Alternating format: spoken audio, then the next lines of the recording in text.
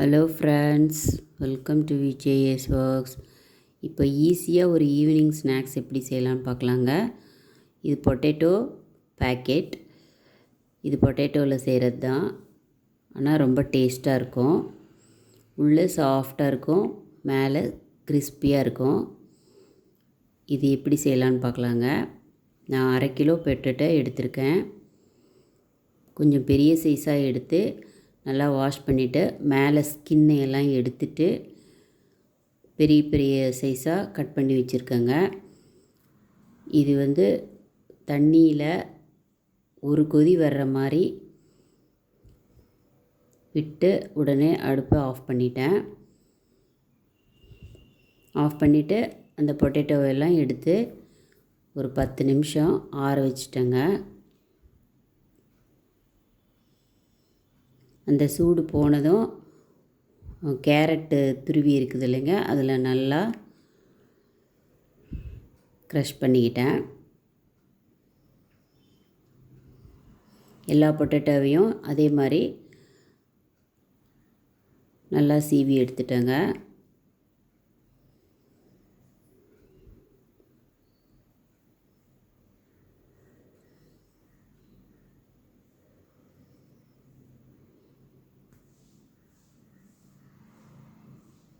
பாருங்க, இந்த மாதிரி வரும். இதை ஒரு பவுலுக்கு மாற்றிக்கலாம். மாற்றி நல்லா கொஞ்சம் நேரம் ஒரு 5 நிமிஷம் நல்லா பிசைஞ்சிக்கலாம். இது கையில் ஒட்டுற மாதிரி தான் இருக்கும். இப்போ 4 டேபிள் ஸ்பூனு அரிசி மாவு சேர்த்துருக்கேங்க.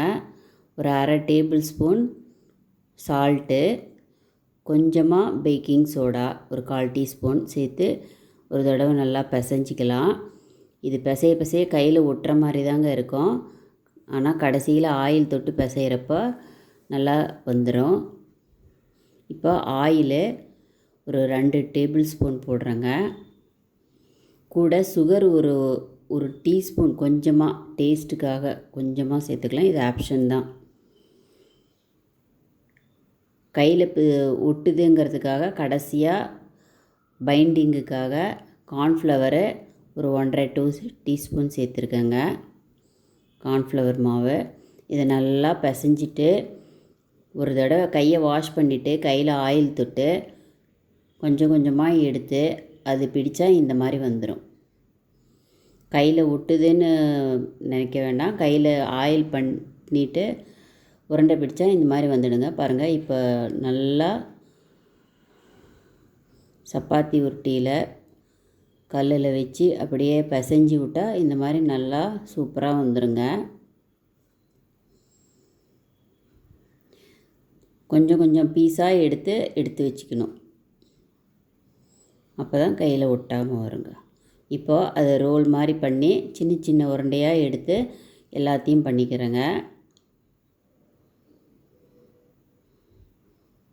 பாருங்கள், எல்லாத்தையும் உருண்டை பண்ணிட்டேன். இதே மாதிரி எல்லா பொட்டேட்டோ பாக்கெட்டையும் செஞ்சுக்கலாம்.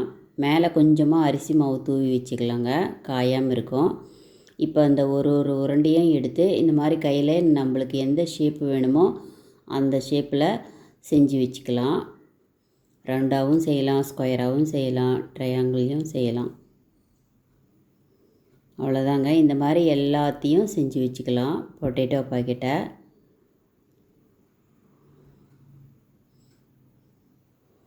இப்போது ஆயிலை சூடு பண்ணிக்கலாம்.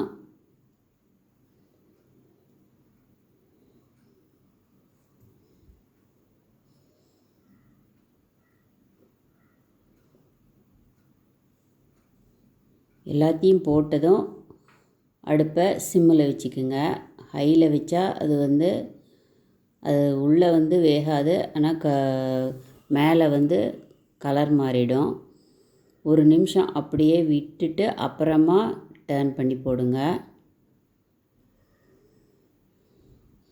ஒரு நிமிஷம் வெந்தப்புறம் திருப்பி போடுங்க. அப்போ தான் எண்ணெயில் ஒட்டாமல் வரும். பாருங்கள், அடுப்பு இப்போ மீடியம் ஃப்ளேம்லேயே தான் வேக வைக்கிறேன். அதனால தான் ஒரே மாதிரி கோல்டன் ப்ரௌனில் வேகுது பொட்டேட்டோ பாக்கெட். இது ரொம்ப நல்லா டேஸ்ட்டாக கிறிஸ்பியாக இருக்குங்க.